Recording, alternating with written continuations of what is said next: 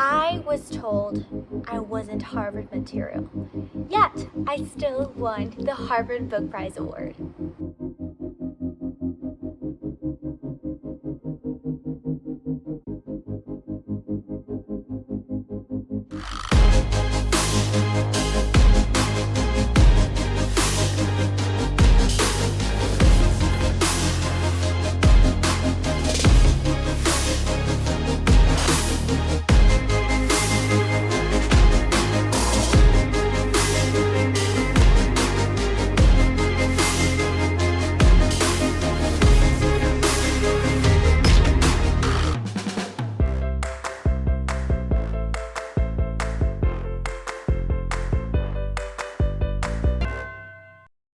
My school disqualified me from being in the Harvard competition, but I still managed to win the award.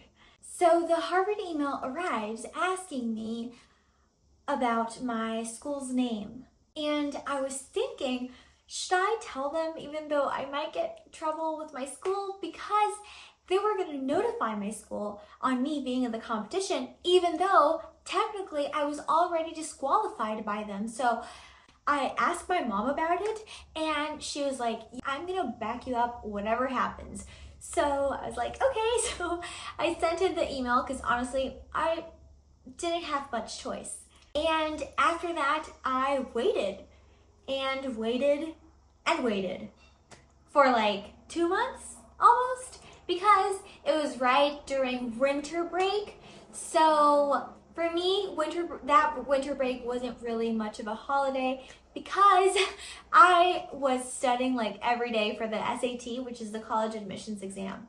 But anyways, during those months of waiting and just pure silence, I remember an uncle told me like, Paula, just don't have such high expectations so that you don't get disappointed. You know how these things are, that there may be some other like privileged kids that will get it, but please don't feel bad about it. And I was like, I know that comment came from a good place, but to be realistic, that's not really my forte. You see, because I am an optimistic person and because I didn't believe what my school had told me of me not being Harvard material is why I was here in the competition in the first place.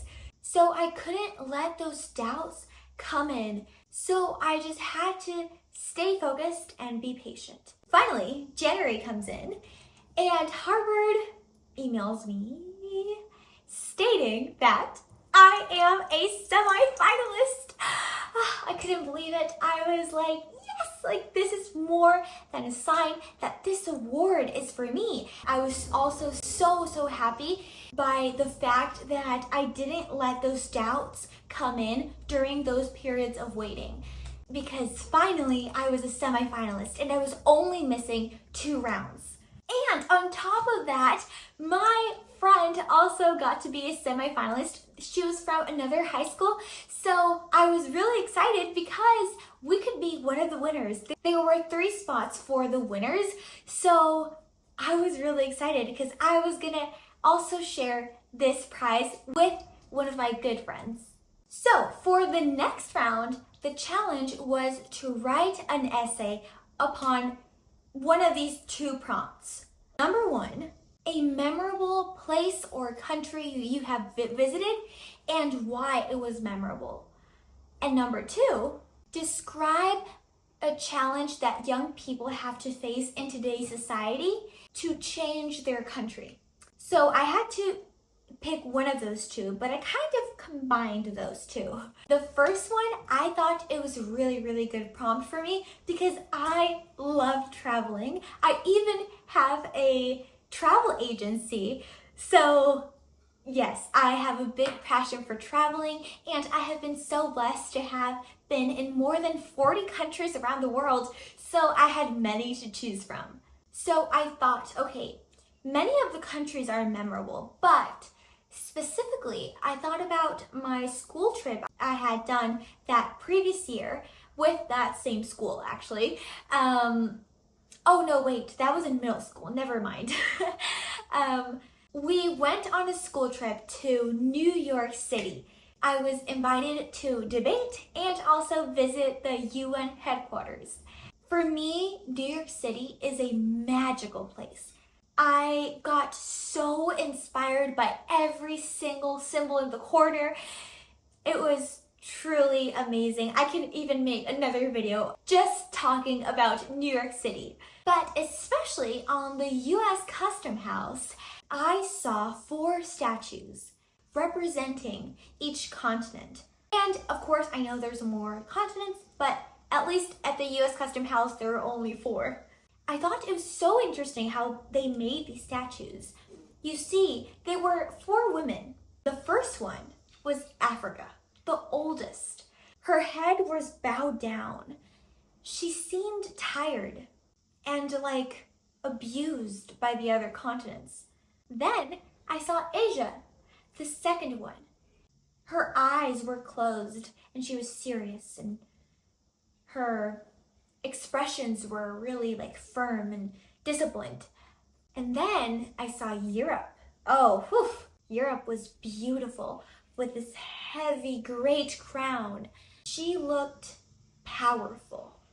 And by her side, there was a book, sort of like symbolizing ancient Greece, Western wisdom and the Enlightenment, like the scientific revolution. But then there was America, the little one.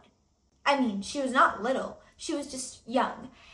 And she was kind of like trying to get up, like sort of when a baby becomes a toddler. And underneath her was a Native American and corn, which is very symbolic to America. And by America, I mean the entire continent. So I saw these 4 statues and thought, they're all sisters. So I started to write my essay describing each one, and little by little, it became a poem. Like, it literally became a poem accidentally. And mind you, this was my first ever poem. I had never written a single poem before, but just the rhymes came through organically, and the stanzas were perfect in like 4 rows. Like, it was so incredibly perfect. And especially now that I write other poems, I still can't believe how perfect that came. Like, I didn't even have to edit it much. It just came through. And there I realized the power of poetry and metaphors to communicate a story.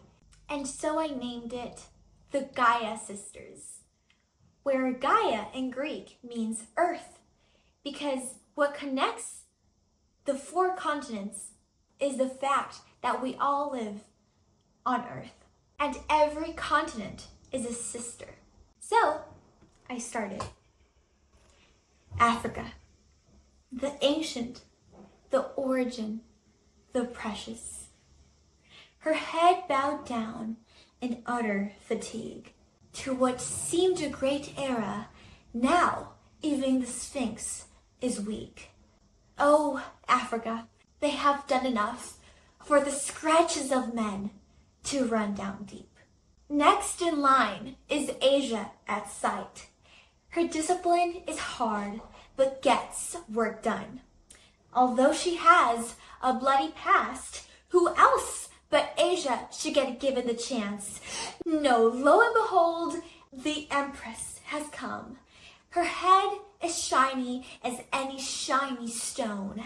She shoves her sisters to arrive to the throne, to build the empire she has been born to own.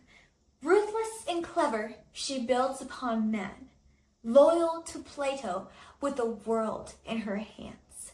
But loosen not, for the young sister has come of age, observing her big sis with a light in her gaze, finding herself tired of being run down, thinking of a way to stand out of this crowd. She fights for her freedom and gets given the chance to build this land with a marker at hand. Impossible, they said. Outrageous, they thought. But oh, the little one was rising up. In the name of liberty, she rose to number one. Knowing her past, it had to be done. No grudges in mind, she kept Europe at side, for she had been her big sis all this time. With no one to demand, to build she began a plan for her land, the product of man. And lo and behold, America was born, where dreams come true. Only if you work hard and stand strong to the values all along, for men to be free, free indeed. So this was my poem. The problem was that I wasn't asked to make a poem. I was asked to write an essay. But then I thought, you know what? Since when have I followed the rules? I literally have come this far because I didn't follow the rules. So why start now? So I sent it the way it was. And also, if you'd like a video of me explaining more in depth about the poem and its metaphors, because even the sounds have meaning. Like when I describe Europe and I say her head is shiny as any shiny stone, she shoves her sisters to arrive to the throne. Well, the first conquerors of America were the Spanish colonizer, and the Spanish they talk with the sh sound, so that's why her head is shiny as a shiny stone. You get what I mean? Like, that's how I play with the sounds and the metaphors and all the things and the images I relate to in the poem.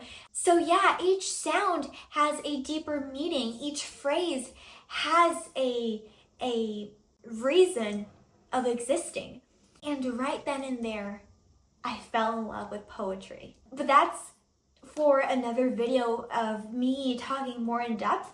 If you'd like to see it, comment down below. And then, days later, well, some weeks later, I get the email that I am a finalist. But then, I also get another email, but this time from my school teacher, asking me if we could talk after class. And I was like, uh-oh. But anyways, this was part 2 of my Harvard story. Stay tuned for part 3. Bye, guys.